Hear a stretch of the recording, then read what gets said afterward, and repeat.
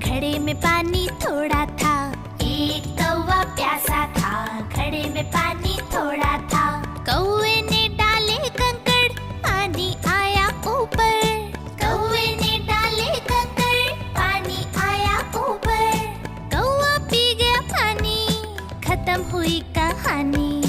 कौवा पी गया पानी, खत्म हुई